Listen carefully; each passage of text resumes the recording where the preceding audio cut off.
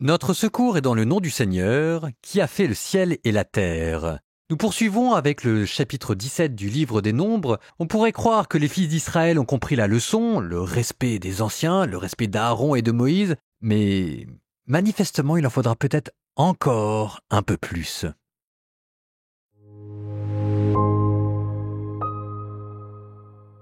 Le Seigneur parla à Moïse. Il dit « Ordonne à Éléazar, fils du prêtre Aaron, de retirer du brasier les brûle-parfums et de répandre au loin leur feu, car ils sont saints.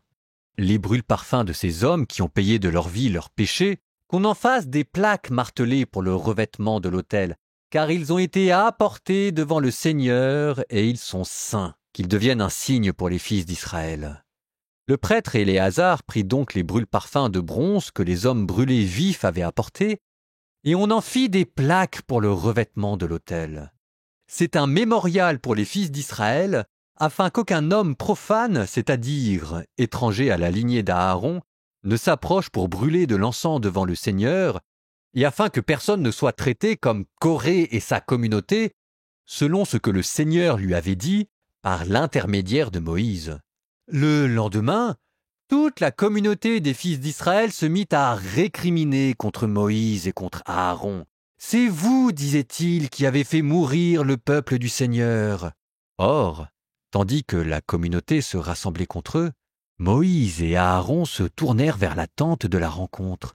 Voici que la nuée l'avait couverte, et la gloire du Seigneur apparut. Alors Moïse et Aaron allèrent devant la tente de la rencontre. Le Seigneur parla à Moïse, il dit « Éloignez-vous de cette communauté, je vais les exterminer à l'instant. » Moïse et Aaron tombèrent face contre terre, puis Moïse dit à Aaron « Prends le brûle-parfum, mets-y du feu de l'autel et place dessus de l'encens, emporte-le vite vers la communauté et fais sur eux le rite d'expiation, car la colère du Seigneur a éclaté et le fléau a commencé. » Aaron prit le brûle-parfum comme Moïse le lui avait dit, et il courut vers la communauté, où, en effet, le fléau avait commencé parmi le peuple. Il mit l'encens et fit le rite d'expiation sur le peuple. Il se tint entre les morts et les vivants, et le fléau s'arrêta. 14 700 moururent du fléau, sans compter les morts dans l'affaire de Corée. Aaron retourna vers Moïse à l'entrée de la tente de la rencontre. Le fléau s'était arrêté. Le Seigneur parla à Moïse. Il dit « Parle aux fils d'Israël et fais-toi remettre par eux une branche pour chaque tribu, remise par tous les responsables de tribus. Cela fera 12 branches.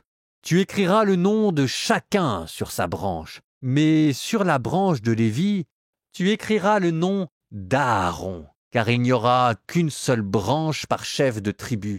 Tu déposeras les branches dans la tente de la rencontre, devant le témoignage, là où je vous rencontre. L'homme que j'aurai choisi sera celui dont la branche fleurira. Ainsi j'apaiserai en les écartant de moi les récriminations que les fils d'Israël élèvent contre vous. » Moïse parla aux fils d'Israël et chacun de leurs responsables lui donna une branche par responsable selon leur tribu, soit 12 branches. Et la branche d'Aaron se trouvait au milieu de leurs branches. Puis Moïse déposa les branches devant le Seigneur dans la tente du témoignage. Le lendemain, Moïse entra dans la tente du témoignage, et voici, la branche d'Aaron avait fleuri pour la maison de Lévi. La branche avait fait éclore une floraison, fleurir des fleurs et mûrir des amandes. Moïse enleva toutes les branches qui étaient devant le Seigneur pour les montrer aux fils d'Israël. Ils les virent, et chacun reprit sa branche. Alors le Seigneur dit à Moïse, « Remets la branche d'Aaron devant le témoignage. Garde-la comme un signe pour les fils rebelles. Ainsi tu mettras fin à leur récrimination contre moi, et ils ne mourront pas. » Moïse fit comme le Seigneur le lui avait ordonné. Il fit ainsi. Les fils d'Israël dirent à Moïse, « Vois, nous expirons, tous nous sommes perdus, car quiconque s'approche de la demeure du Seigneur, celui-là mourra. Allons-nous expirer jusqu'au dernier ?»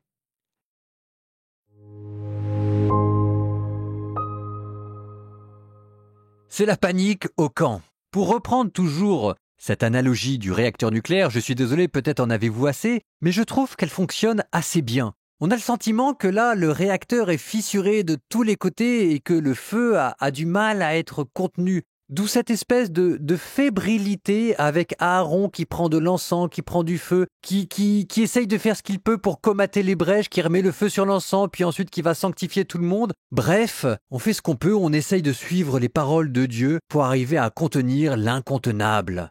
Imaginez que vous vivez avec l'éternité au milieu de vous. Vous savez, il y a deux abîmes sur Terre. Il y a l'abîme du mal et il y a l'abîme de la lumière. L'abîme du mal, c'est par le vide. L'abîme de la lumière, c'est par l'excès. L'abîme appelant à l'abîme, à la voix de tes cataractes.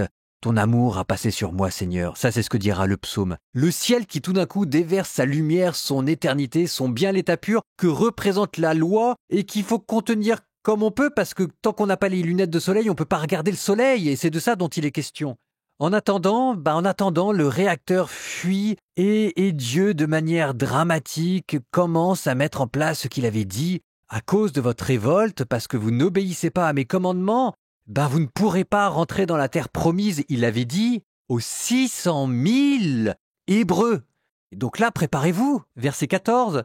14 700 personnes moururent du fléau sans compter les morts dans l'affaire de Corée. Le compteur est enclenché. Terme, il y a 600 000 personnes qui vont mourir dans le désert et on n'en est qu'au début.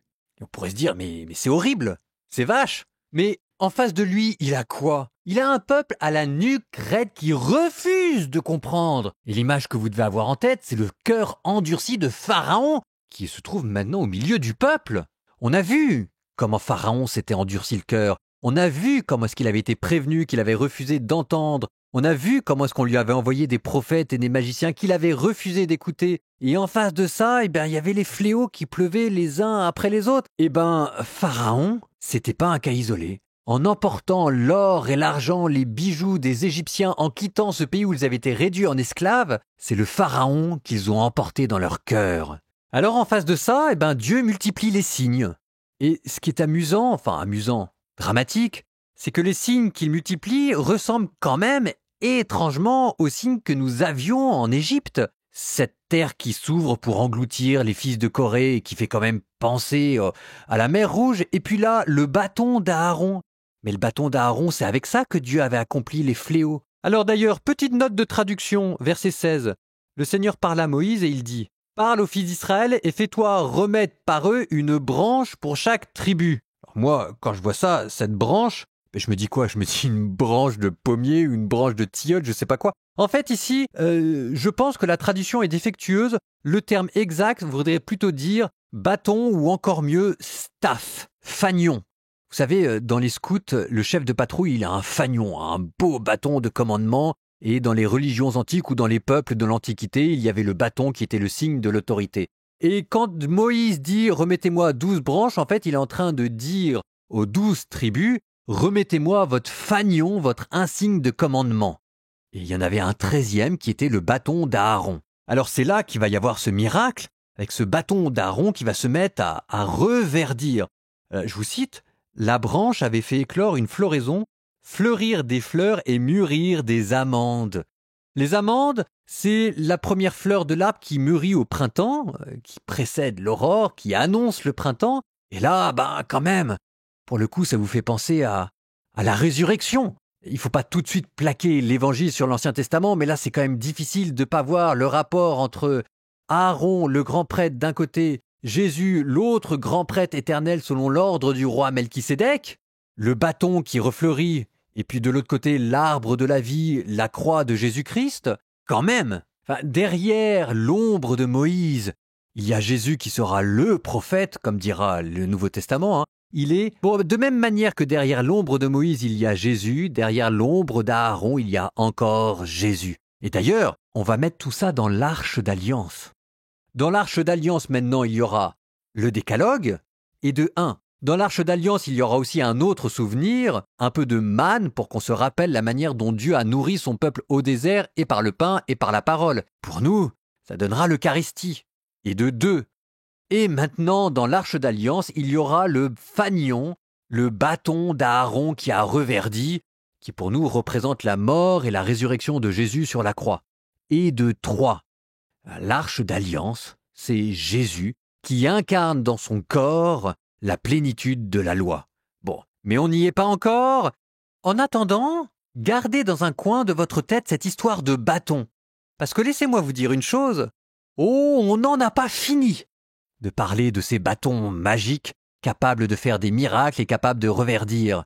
Et ça arrivera à un lieu qui vous fera tous souffrir et peut-être même verserez-vous une larme. Je n'en dis pas plus. Psaume 26. Le Seigneur est ma lumière et mon salut, de qui aurais-je crainte? Le Seigneur est le rempart de ma vie, devant qui tremblerais-je? Si des méchants s'avancent contre moi pour me déchirer, ce sont eux, mes ennemis, mes adversaires, qui perdent pied et succombent. Qu'une armée se déploie devant moi, mon cœur est sans crainte. Que la bataille s'engage contre moi, je garde confiance. J'ai demandé une chose au Seigneur, la seule que je cherche, habiter la maison du Seigneur tous les jours de ma vie, pour admirer le Seigneur dans sa beauté et m'attacher à son peuple. Oui, il me réserve un lieu sûr au jour du malheur. Il me cache au plus secret de sa tente, il m'élève sur le roc. Et maintenant je relève la tête devant mes ennemis. J'irai célébrer dans sa tente le sacrifice d'ovation. Je chanterai, je fêterai le Seigneur. Écoute, Seigneur, je t'appelle. Pitié, réponds-moi. Mon cœur m'a redit ta parole. Cherchez ma face. C'est ta face, Seigneur, que je cherche. Ne me cache pas ta face. N'écarte pas ton serviteur avec colère. Tu restes mon secours. Ne me laisse pas. Ne m'abandonne pas, Dieu mon salut. Mon père et ma mère m'abandonnent. Le Seigneur me reçoit. Enseigne-moi ton chemin, Seigneur. Conduis-moi par des routes sûres, malgré ceux qui me guettent. Ne me livre pas à la merci de l'adversaire. Contre moi se sont levés de faux témoins qui soufflent la violence. Mais j'en suis sûr, je verrai les bontés du Seigneur sur la terre des vivants. Espère le Seigneur. Sois fort et prends courage. Espère le Seigneur.